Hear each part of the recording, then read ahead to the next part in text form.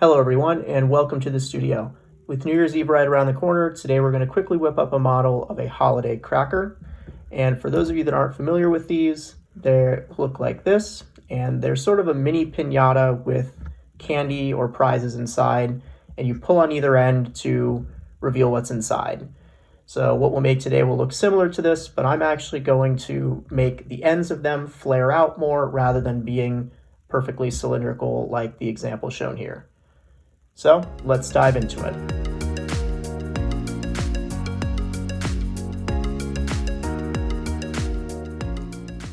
So today we're going to be modeling an on shape, and before I hop into it, I just want to quickly go over the basis of the design.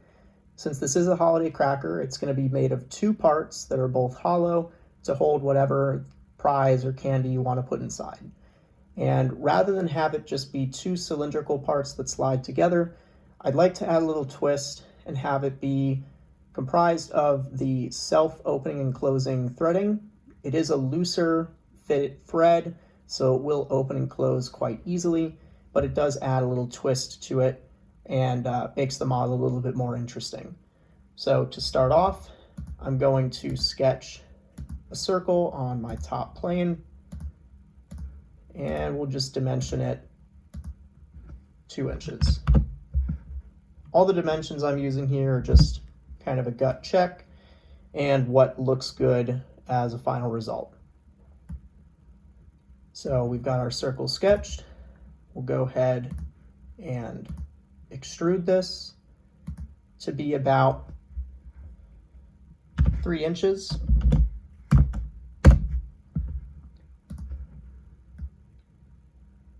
And then with our cylinder, we're now going to use this as the basis for our helix. So I'll go ahead and select the helix tool, select my cylinder, and then I don't want it to be a lot of revolutions. So I'm actually going to put it at a half revolution, so it doesn't require very much rotation of the hands to open this up.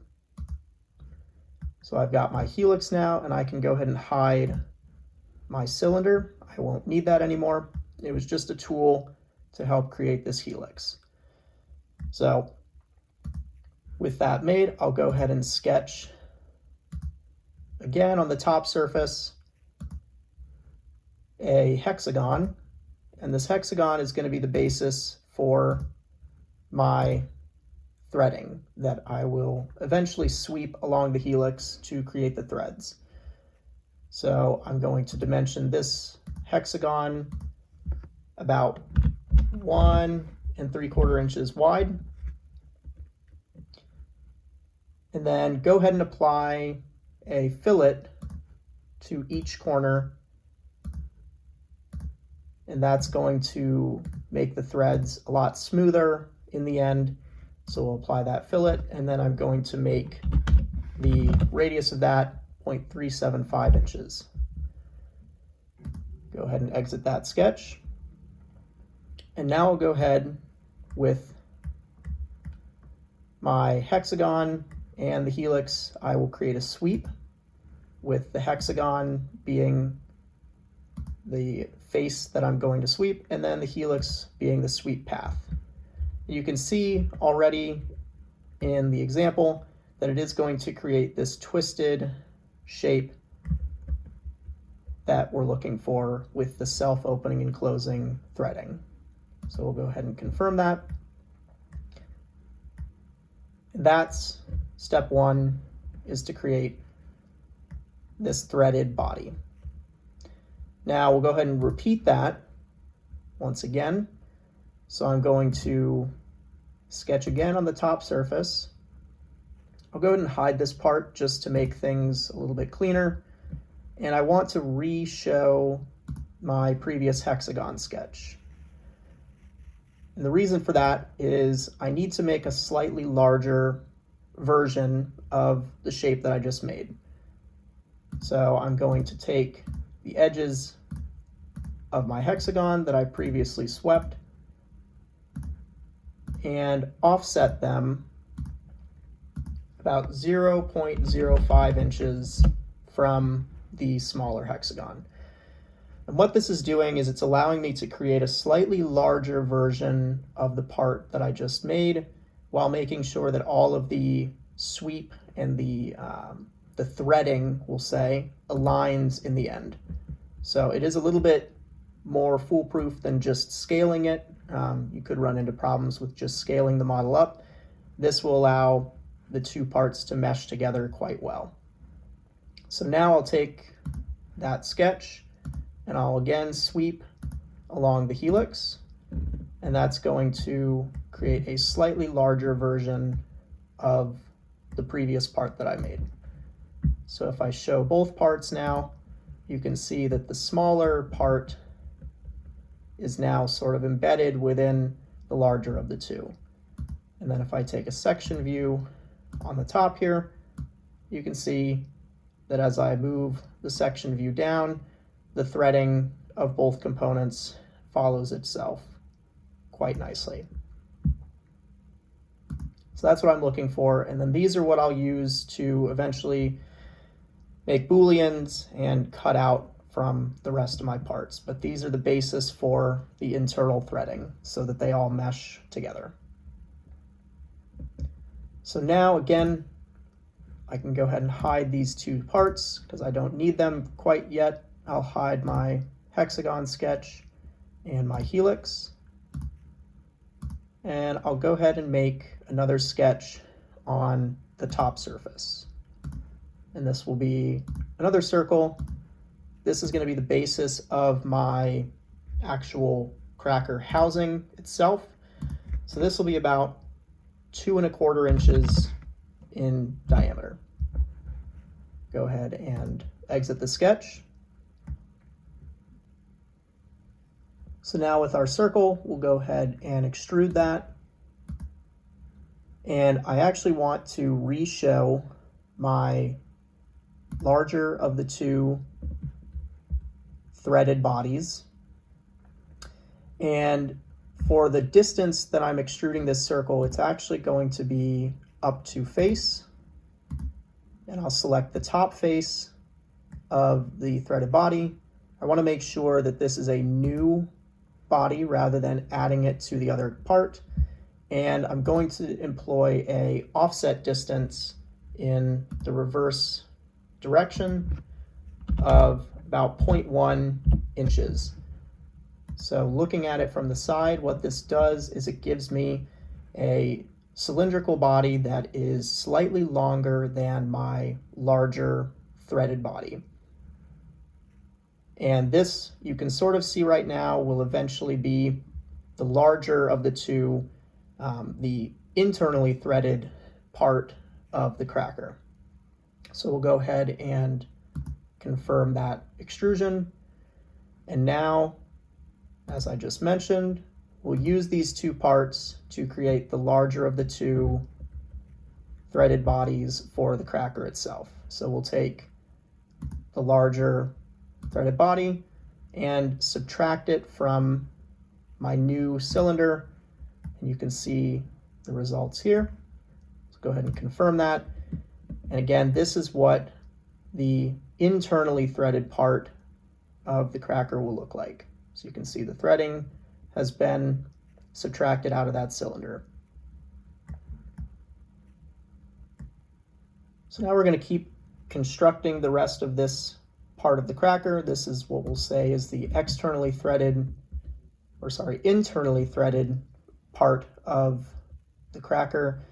And my next step is to create that sort of twist and flared out component at the end of it, which is basically what I'm mimicking is a piece of paper that's been twisted up so that it's got a tight little wrap in the middle, or a tight knot in the middle, and then we'll flare out on the end. So to do that, I'm going to create several planes first, just as a touch point. My first plane will be from the top surface of this cylindrical body, and it's going to be offset about 0.375 inches from that top surface. Go ahead and confirm that. And then my next plane is going to be similarly offset from that top cylindrical surface, but this time I want it to be about half the distance as my other plane. So it's going to be 0.375 over 2. And I'll explain the reason for that here shortly. And then my next plane will actually be offset from this top plane here in this view, and that will be offset about 0.375 over 2 as well. So what I'm doing here is these 3 planes are the basis for the knot. And I didn't really need this top plane. I'm just using it as a reference point. Eventually I'll use a mirror to take care of this anyway, but this is where my knot is going to be located, and this is essentially the width of the knot itself, is from the bottom plane to the top plane here. And then from the bottom plane to the top surface of the cylinder, that's where I'm going to loft the part and where the cylinder will meet the knot. And then the last plane that I'm going to make is going to be offset from this top plane here. And I want to put it quite far away, so it's actually going to be 1¼ inches from this top plane. And this very uppermost plane is where the flare out is going to end, and I'll take care of that in a few steps. So my next step is to go ahead and sketch the thickest part of my knot. So I'll take my middle plane here, which again is that midsection of the knot, and I'll go ahead and create a sketch on it. Go to the top surface. And I want to start with a circle because I want the knot to be generally round, so I'll use a circle, and I'm actually going to turn on the construction lines to create this circle. And we'll dimension it about 1/2 inch in diameter. So it's a thick knot, but it is not overwhelmingly large where it looks weird in the end. And now I don't want the knot to be a perfect circle, so I'm going to add some small arcs along the outer surface of this circle to give it a little bit of texture and make it look like it really is something that's been twisted up or tied up. So I'll add just an arc here. The location doesn't matter right now. I'll take care of where it's positioned in the next couple steps. So to get it positioned properly, I'm going to select these 2 points, the center point of the circle and the center point of the arc. And I want to make them vertical to one another, so I'll use the hotkey for that. And then I'm going to make sure that my 2 arc points are horizontal, so I'll use the hotkey for that as well. Now I'll go ahead and pattern my arc with a circular pattern around this circle and change it to 6 total. Go ahead and select that.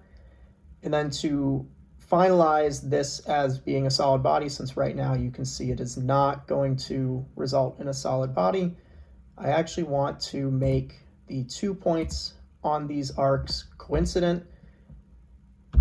And you'll see that that will make every other arc then coincident, so now they're all connected. And now to realign it with the circle, I'll just take the center point of this circle pattern and just make it again coincident with the center point of my circle. Now these are pretty big, and I don't want the arcs to be quite as pronounced, so I'm actually going to then add a dimension and make the arcs about 0.15 inches in radius. And you can see that that makes them somewhat less pronounced. So in the end, I'll get a nice shape out of this midsection of the tied point, and it won't be too weird looking. So we'll go ahead and save that. And you can sort of see how this is going to come together. So the next sketch that I'm going to make is going to be the bottom part of the knot. So I'll select my bottommost plane and create a sketch.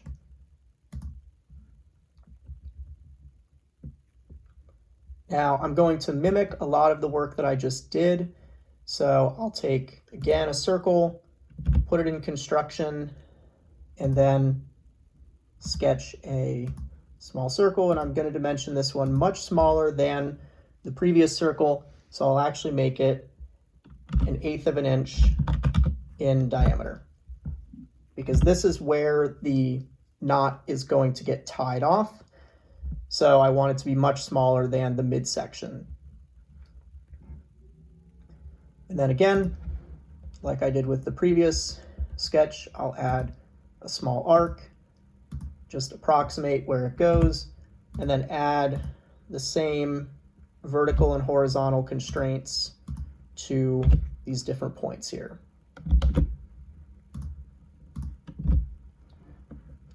And then again, I'll circular pattern this 6 times. And the reason that I'm making the bottom part of the knot not a pure circle is because I want the texture of this to be kind of conveyed in the loft that I'll eventually make between the circular part of this larger cylindrical body and this face here that I'm sketching now. If I just did a circle, it would kind of make a cone shape and you wouldn't really see any sort of texture on it. But with it not being a perfect circle, but an approximate circle, and having it be made of a number of smaller arcs, it will get that texture, and you'll see that in the next couple steps here. So again, I'll make these 2 points coincident, and then I'm going to have to realign with the center point of my circle. And then just to fully define this sketch, I'm going to add the radius as being 0.05 inches. So again, it's very close to a circle, but it has a little bit more texture to it, and you'll see that come through on the lofts. So I'll go ahead and save this sketch.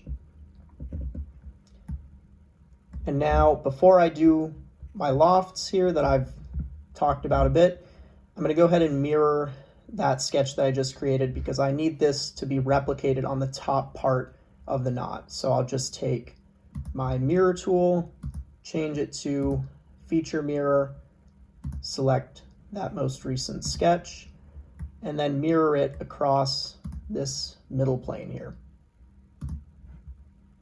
So now, if I zoom in, you can see sort of the bottom, middle, and top part of what will eventually be the knot.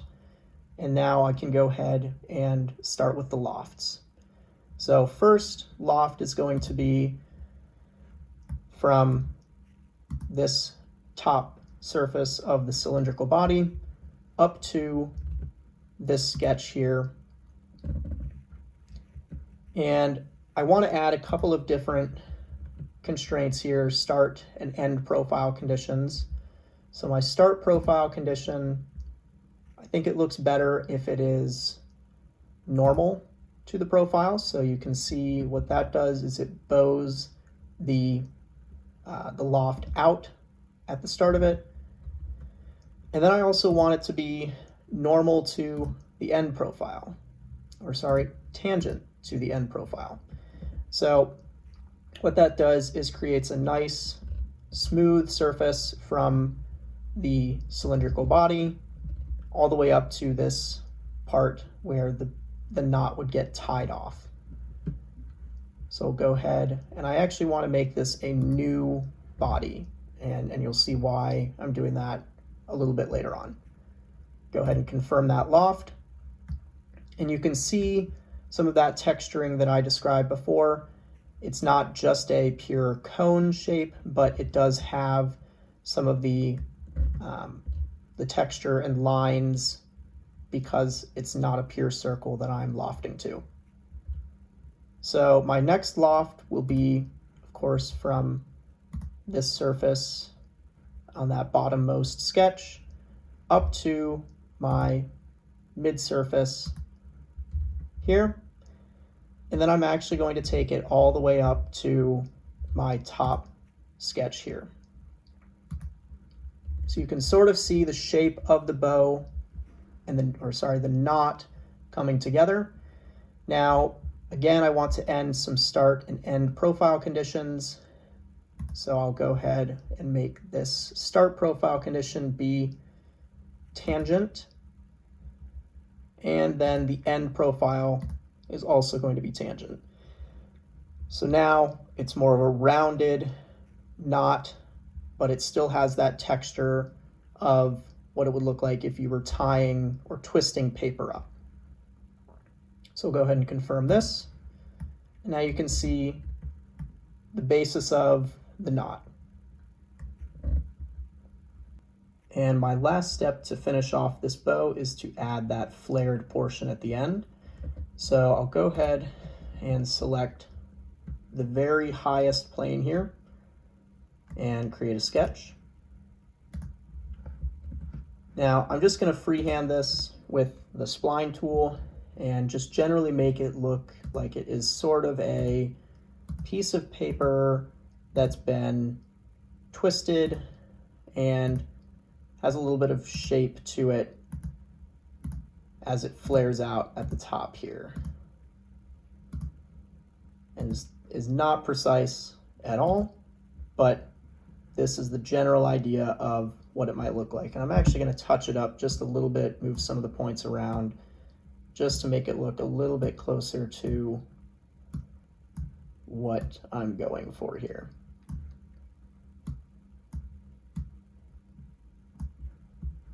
Okay, and go ahead and save that. And now I'm going to make my last loft, which will be from the top of my knot all the way to this flared out portion. And you can sort of see what it'll look like, but I do want to add a couple, again, start and end profile conditions. So my start profile condition is going to be tangent to the profile. And then I'll go ahead and leave my end profile condition as it is.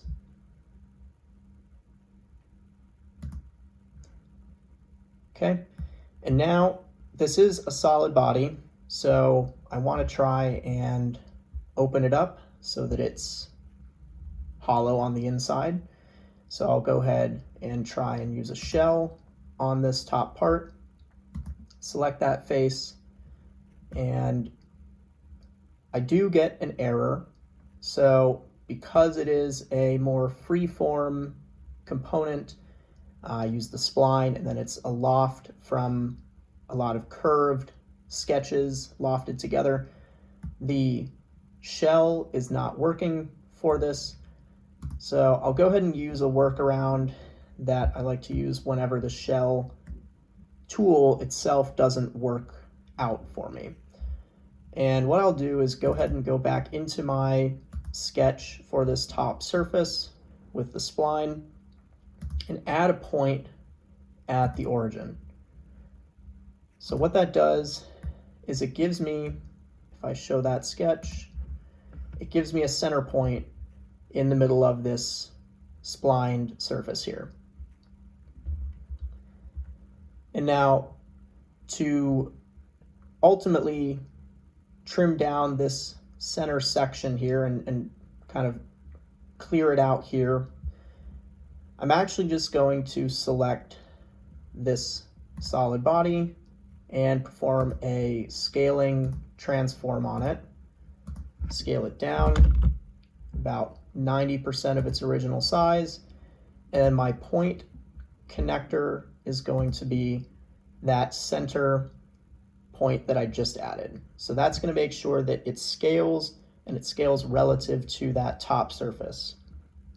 So you can sort of see, without having changed the setting to copy part, which is what I'll eventually use, but you can see with the outline here what this will do.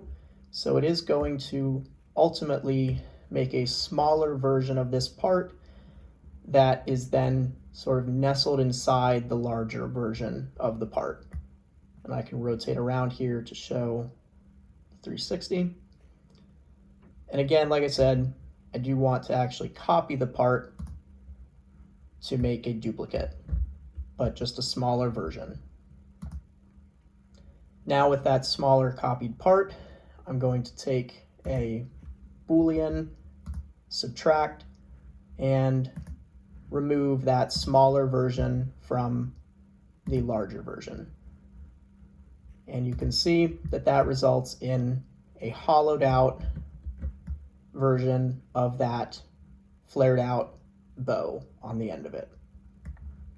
So again, whenever the shell tool doesn't work, I do like to use the transform, scaling, and Boolean tool to get a shell out of a part if that tool itself doesn't work. Go ahead and hide that sketch again, and hide some of my other sketches just to clean things up here. So now I've got the top surface, or sorry, the external body, the external housing of this cracker modeled. I'm not going to join everything together just yet, but I will go ahead and hide all of these parts as I work on the internal portion, which is going to be using that smaller threaded body that I created in the very beginning. So what I'll do with this first is create a shell of this body.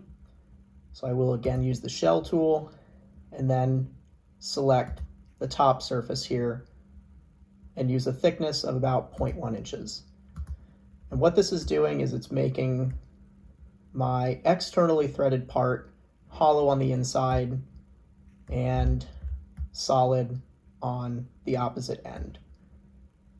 So I'll confirm that, and then I'll go ahead and re-show my internally threaded part, and you can see now I essentially have two bodies, one that's internally and one that's externally threaded, and both of them are hollow on the inside with ends opposite one another capped off.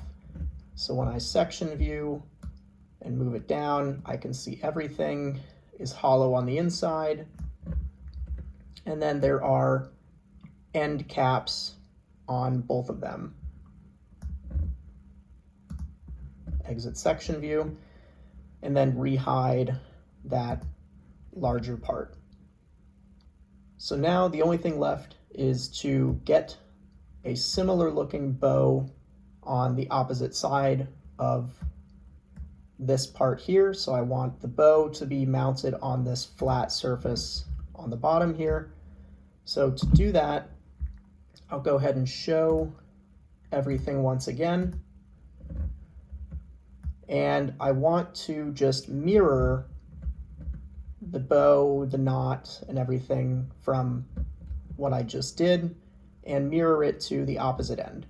So to do that, I'll just go ahead and rehide a couple components so that I can clearly see my two end surfaces of this cylinder. And to make it mirror properly, I need it to mirror across the midpoint of this cylinder. So I'll just create a plane and select mid-plane, and then select the two ends of my cylinder. And that, as you can see, creates a plane right in the middle of this cylindrical body. And then while I'm at it, I'll go ahead and clean up some other things here and hide the rest of these planes that I previously made. So now I'll go ahead and re-show my other parts. And then, like I said, all I need to do is mirror these components across my midsection plane. And you can see that it results in perfectly mirrored knot and bow on the opposite end of the cracker. We'll save that.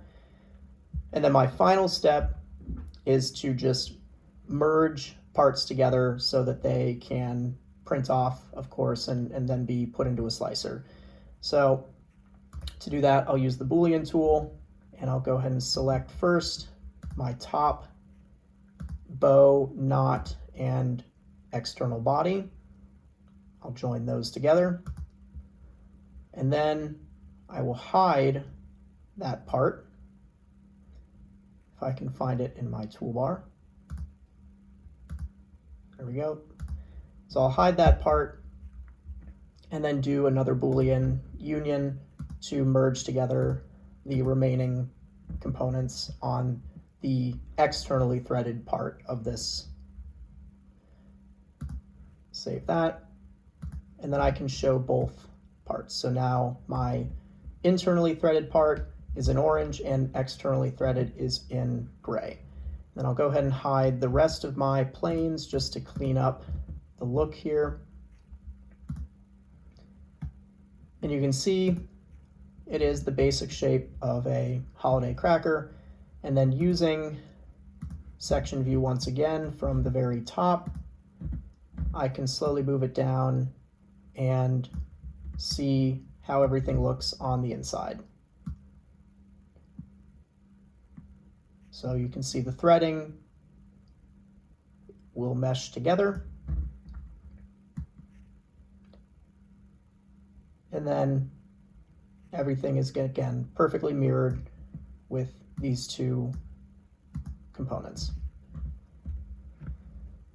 Now, if things don't look exactly like the image, that's okay, but I can play around with things like the diameter of the circle, the length of this midsection. So just as an example, I can go ahead and change my extrusions to be a different length. So I'll make that very first cylinder that I created 4 inches instead of 3. And then you can see that it does translate through. I don't have any errors in my feature bar. And then if I section view once again, and then scroll down, everything is still dimensioned properly relative to the other parts. So I'm able to just make my midsection longer without having to worry about changing any other part of this model. And then some other things that you can do are change the distance that this top plane is from the bow. So I'll just do that as an example here. We'll make this, we'll say 2 inches instead of 1.25. I don't know how this is going to look, but we'll give it a try. And you can see that it does then extend that flared out portion quite a bit. So you can play around with the different sort of dimensions that are thrown in here to make it the most realistic looking for you. So that is how to model a holiday cracker. And I'll go ahead and throw this on the slicer and get it printed out.